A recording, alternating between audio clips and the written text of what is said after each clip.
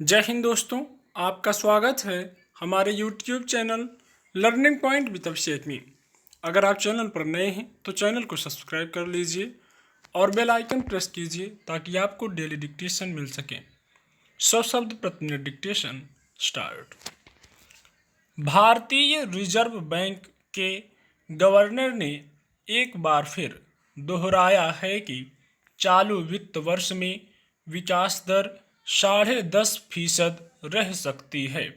अप्रैल की अपनी मौद्रिक नीति की समीक्षा के वक्त ही उसने यह अनुमान घोषित कर दिया था। कोरोना काल में अर्थव्यवस्था का रुख लगातार नीचे की तरफ बना रहा। उसके पहले भी 4-5 तिमाहियों से आर्थिक विकास दर लगातार घट रही थी। इस वक्त महंगाई चरम पर है। पेट्रोल डीजल की कीमतें काबू में नहीं आ पा रही हैं। लाखों लोगों के रोजगार छिन गए हैं। जिनके पास रोजगार हैं भी उनकी आय घट गई है और नौकरीशुदा लोगों के वेतन में कटौती की गई है। बहुत सारे लघु, सूक्ष्म और मझोले उद्योग या तो बंद हो चुके हैं या बंद होने की कगार पर हैं। हालांकि सरकार ने उन्हें नए सिरे से कर्ज लेकर अपनी स्थिति सुधारने का अवसर उपलब्ध कराया, पर उसका कोई उल्लेखनीय नतीजा नजर नहीं आ रहा। ब्याज दरों के न्यूनतम स्तर पर रखे जाने के बावजूद बाजार में गति नहीं आ पा रही। ऐसे में रिजर्व बैंक के आर्थिक विकास के अनुमान पर स्वाभाविक ही लोगों को हैरानी हो सकती है, मगर रिजर्व बैंक आर्थिक समावेशन की नीति पर चलते हुए इस लक्ष्य तक पहुंचने को लेकर आश्वस्त है।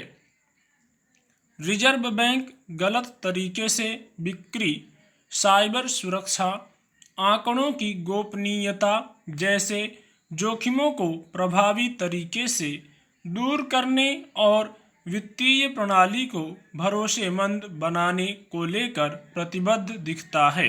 इसलिए वह पहुंच, गुणवत्ता और उपयोग के आधार पर समावेशिता सूचकांक तैयार कर रहा है।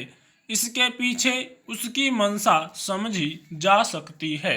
पिछले कुछ सालों में व्यापारिक वाणिज्यिक गतिविधियों में असमानता देखी गई।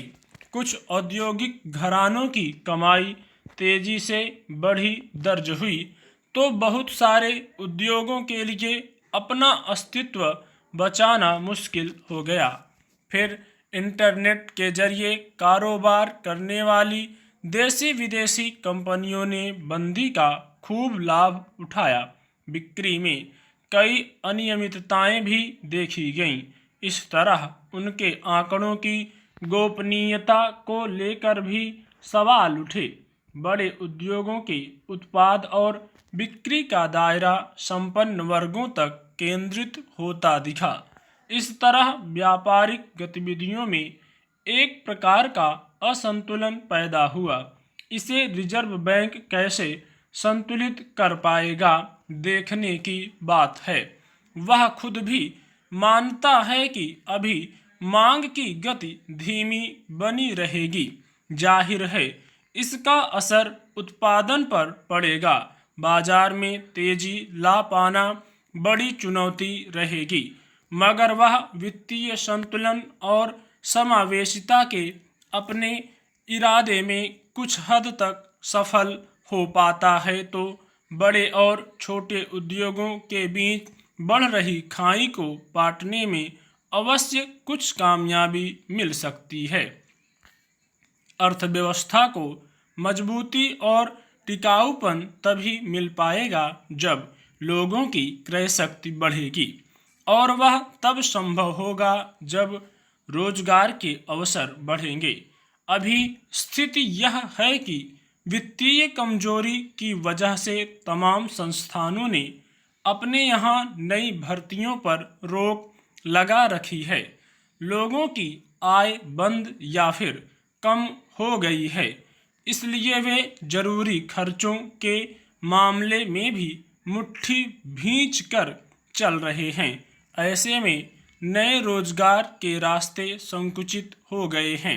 नए रोजगार के अवसर पैदा करने के लिए बड़े पूंजीपति घरानों के बरक्स लघु, सूक्ष्म और मझोले उद्योगों को मजबूती से खड़ा करना बहुत जरूरी है। इसके अलावा महंगाई रोकने के उपायों पर गंभीरता से अमल करना होगा। उम्मीद की जानी चाहिए कि रिजर्व बैंक की समावेशिता की नीति इस दिशा में कुछ सकारात्मक परिणाम दे सकेगी। अफगानिस्तान के कंधार प्रांत में भारतीय मीडिया कर्मी दानिश सिद्दीकी की मौत ने वैश्विक मीडिया जगत को हिलाकर रख दिया। दानिश राइटर के फोटो पत्रकार थे। वे 2 हफ्ते से अफगानिस्तान में थे और जंग की तस्वीरें भेज रहे थे। कंधार के स्पिन बोलदाक जिले में गुरुवार रात अफगान सैनिकों और तालिबान के बीच संघर्ष में मारे गए दानिश पहले भारतीय मीडिया कर्मी हैं जो अपना काम करते हुए अफगानिस्तान में जारी हिंसा के शिकार हुए हैं।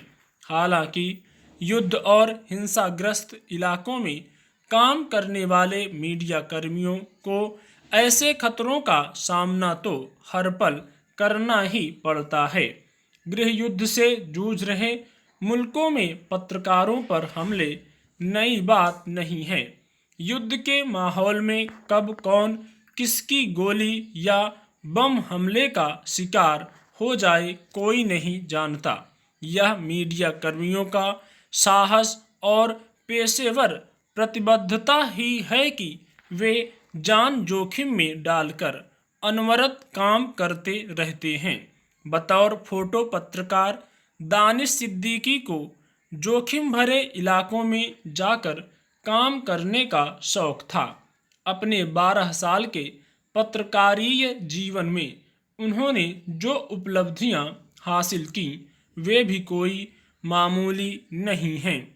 रोहिंग्या शरणार्थियों की पीड़ा को उन्होंने दुनिया के सामने रखा था। इसके लिए ही उन्हें विश्व प्रसिद्ध पुलित्जर सम्मान से नवाजा गया था। अफगानिस्तान में जिस तरह के हालात हैं उनमें वैसे भी मीडिया से जुड़े लोगों के लिए काम करना जान हथेली पर लेकर चलने जैसा है। 3 महीने पहले तालिबान ने जलालाबाद में रेडियो और टीवी के काम करने वाली 3 महिला पत्रकारों को मौत के घाट उतार दिया था। पिछले 10 महीनों में 20 से ज़्यादा मीडिया कर्मी तालिबान की गोलियों का शिकार हो चुके हैं। दुनिया में मीडिया कर्मियों के लिए जो सबसे ज़्यादा खतरनाक देश माने जाते हैं अफगानिस्तान भी उनमें से एक है।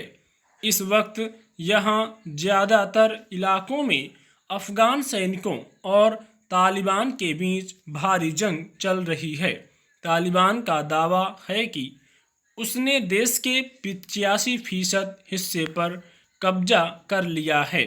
उधर तालिबान के चंगुल से मुल्क को आज़ाद कराने के लिए अफगान सेना भी पूरी ताकत से लड़ रही है। यह जंग ज़्यादा घातक इसलिए भी हो गई है कि लड़ाई का मैदान अब रिहायशी इलाके भी बन गए हैं। ऐसे हालात में सेना के साथ रहते हुए जंग की तस्वीरें लेना और उन्हें दुनिया तक पहुंचाना कितना जोखिम भरा काम है, इसकी कल्पना करना कोई मुश्किल नहीं है।